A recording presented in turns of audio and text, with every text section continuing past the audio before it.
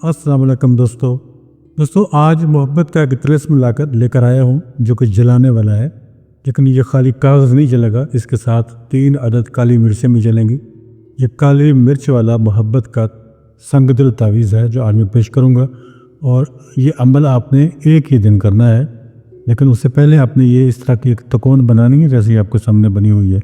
इसके ऊपर आपने अमल लिखना है, जो भी लिखना है आपके सामने मैं लिखूँगा। मेरे साथ रहिएगा इंशाल्लाह। वीडियो में आगे बढ़ने से पहले आपसे गुजारिश है कि अगर अभी तक इस चैनल को सब्सक्राइब आपने नहीं किया तो अभी सब्सक्राइब करें, वीडियोस को लाइक और शेयर भी किया करें। मेरे टिकटॉक और फेसबुक वाले जो दोस्त हैं वो मुझे लाइक भी करें और फॉलो भी करें। तो चलते हैं आज के तिलस्म को लिखना शुरू करते हैं। ये आपके सामने मौजूद है। इसका मुकम्मल तरीका भी मैं आपको बताने वाला हूँ कि कैसे आपने इसको इस्तेमाल करना है। ये देखिए, सबसे पहले जब हम ये तकोन बना लेते हैं उसके बाद सबसे पहला हमारा काम ये है कि हम यहाँ लिखेंगे 8। इसके जो ऊपर वाला नोक है इसके ऊपर हम 8 यहाँ लिखेंगे इस तरह से। और इसी तरह से इस कोने में भी 8 लिखेंगे और इस कोने में भी 8 लिखेंगे नीचे। इसके अंदर की बात नहीं कर रहा हूँ, ये बाहर की बात कर रहा हूँ। बाहर ये लिखेंगे आप। उसके बाद आपने इस साइड पे लिखना है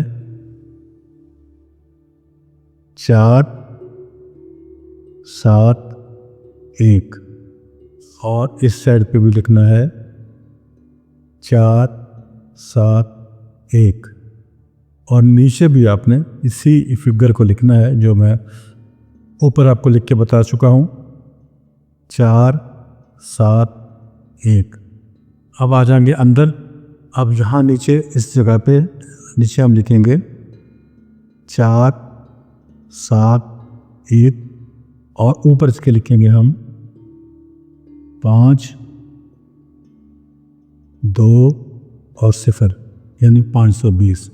अब ये मुकम्मल तावीज़ आपके सामने मौजूद है। ये आप देखें, आपके सामने ये मुकम्मल मौजूद है। इस तरह से जैसे आपके सामने मैंने इसको लिखा है इसी तरह आपने इसको लिखना है ना। अब नीचे आपने सिर्फ अपने मतलूब का नाम लिखना है। आपने अपना नाम इसमें नहीं लिखना, आपने सिर्फ अपने मतलूब का नाम लिखना है। मैं अगर आप चाहते हैं इसका प्रिंट आउट लेना तो यहाँ से आप ले सकते हैं, इधर मैं आपके सामने कर देता हूँ। लेकिन इसको आपने बनाना खुद अपने हाथ से है। आपने इसको इस प्रिंट आउट को यूज़ नहीं करना। इसको आपने अपने लिए स्क्रीनशॉट देकर अपने लिए, यानी आप लिखने के लिए आपको आसानी हो जाए इसलिए तो आप इसको यूज़ कर सकते हैं, लेकिन इसी प्रिंट आउट को आप यूज़ नहीं कर सकते अपने लिए। तो यहाँ आप नाम लिखेंगे। मैं यहाँ लिख लेता हूँ फलां बिन फलां। अब अगर कोई ख़ातून इस अमल को कर रही है वो पहले फलां पे अपने महबूब का नाम लिखेंगे और फिर बिन लिखेंगे और अगले फलां पे उसकी वालदा का नाम लिखा जाएगा जो महबूब या मतलब जो भी है। या अगर शौहर के लिए कर रही है तो फिर शौहर का नाम लिखेंगे, बिन लिखेंगे। लिखने के बाद आगे अगले फलां पे उनकी वालदा का नाम लिखा जाएगा। अगर कोई मर्द कर रहा है इसको तो पहले फलां पे वो अपने महबूब का नाम लिखेगा। अगर शौहर बीवी के लिए कर रहा है तो बीवी का नाम लिखेगा, फिर बिन की बजाय बिनते लिखेगा और अगले फलां पे उसकी वालदा का नाम लिखा जाएगा। इस तरह से ये मुकम्मल हो जाएगा। उसके बाद आपने इसको निकाल लेना है।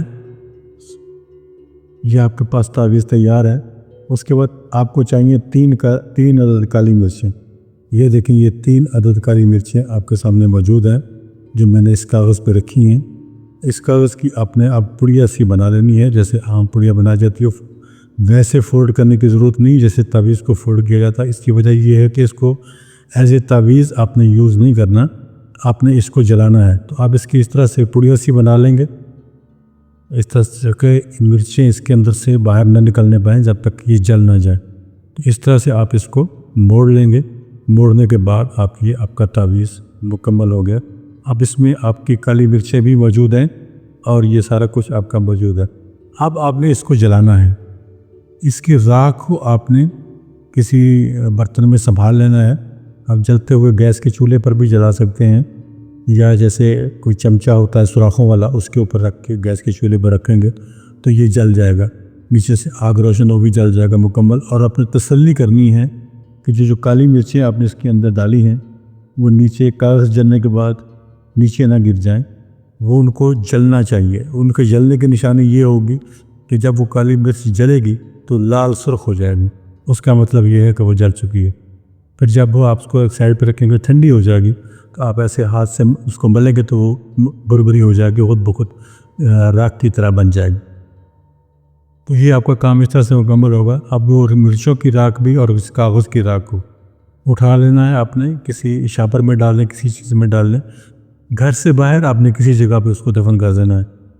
कोई भी जगह हो, किसी भी जगह पे आप उसको दफन कर दें। आपके घर के अंदर अगर कोई ऐसी जगह है, कोई गमला वगैरह मौजूद है, तो उसमें भी दफन कर सकते हैं। अगर कोई बागीचा है, छोटा मोटा कोई लॉन है, तो उसके अंदर भी आप इसको दफन कर सकते हैं।